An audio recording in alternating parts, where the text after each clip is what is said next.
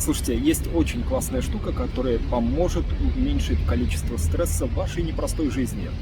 И это даже сильнее, чем кофе. Это даже сильнее, чем я не знаю что. Если понятие использовать, то и работать легче, и жить легче, отдыхать эффективнее. И радости в жизни точно больше. Ну, конечно, ясное дело, я говорю про скетчинг. И вот потому что я вот эту вот тему себе в жизни интегрировал, поэтому, честно говоря, хожу, улыбаюсь. И я думаю, что остальные меньше грустили. Может быть, я поделюсь. У меня есть примерно 8 пунктов, каким образом скетчинг сделает вашу жизнь симпатичнее, легче, проще, кайфовей, да. Первый момент. Вот мои скетчбуки. Их, например, 2. Вот симпатичный плейс, место, куда я могу упасть, и вот место, дык-дык, где я могу работать. Вот так. Со мной есть кофе, со мной есть превосходная погода, со мной есть великолепный антураж и все необходимое для моей сегодняшней практики. Думаю, это так ли ты хорошая, да, как ты хочешь казаться, а?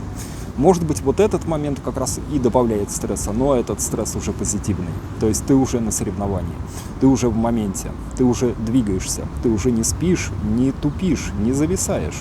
Ты сменил место, и у тебя другая парадигма. Это круто. Еще одна интересная фишка скетчинга – то, что он позволяет легко перебирать идеи.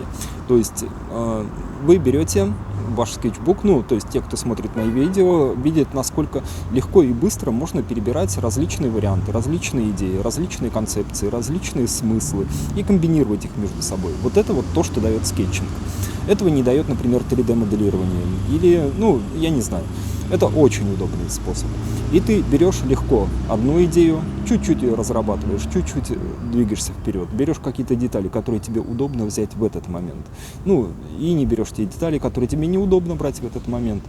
Потом берешь на этом листе то, что ты хотел, ты оставил, перешел к другому листу, сделал еще один скетч, с другой стороны повернул идею, потом еще один скетч, с другой стороны повернул идею, и количество вариантов у тебя растет просто прям, довольно быстро.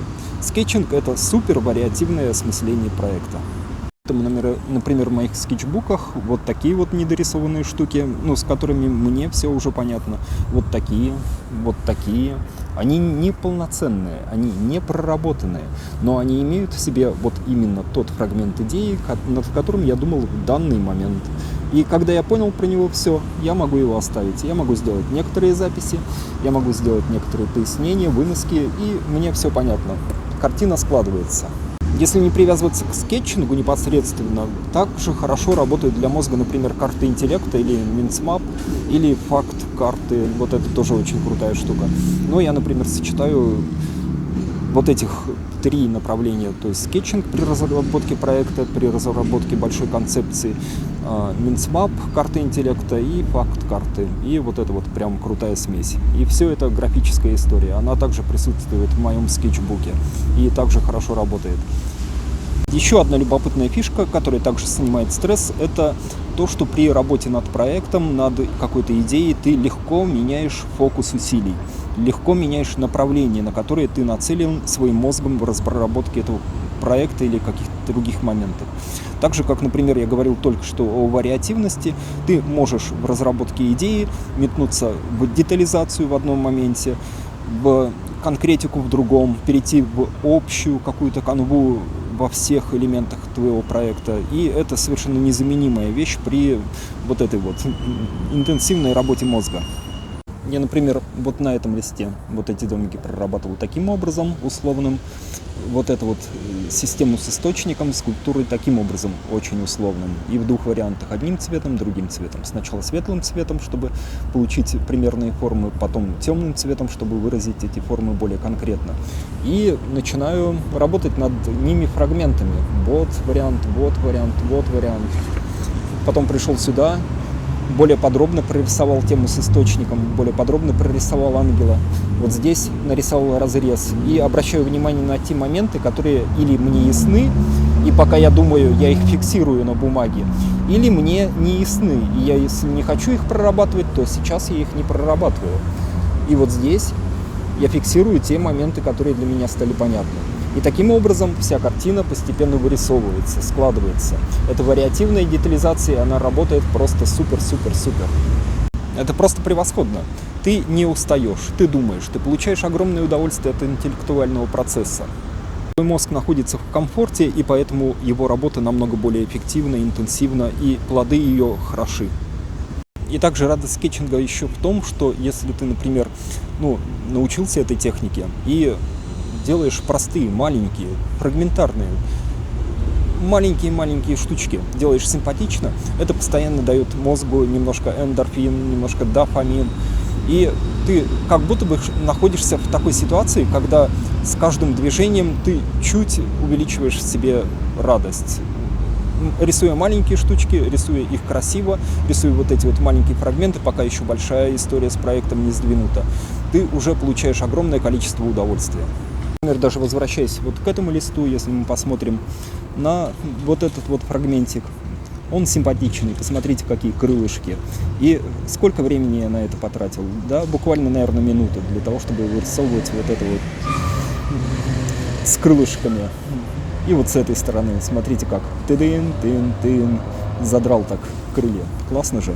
И вот такие вот маленькие штучки, маленькие фигнюшки, которые приходят в ваш проект многочисленно.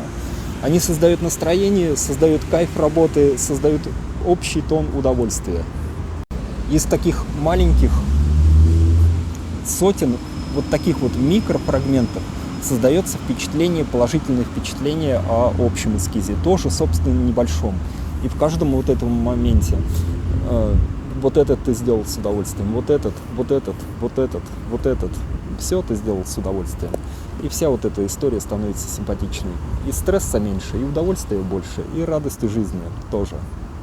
И, конечно, тоже один из прям неоспоримых плюсов, который я очень люблю, это то, что ты присутствие там, где ты хочешь, ты можешь наслаждаться тем, что ты хочешь.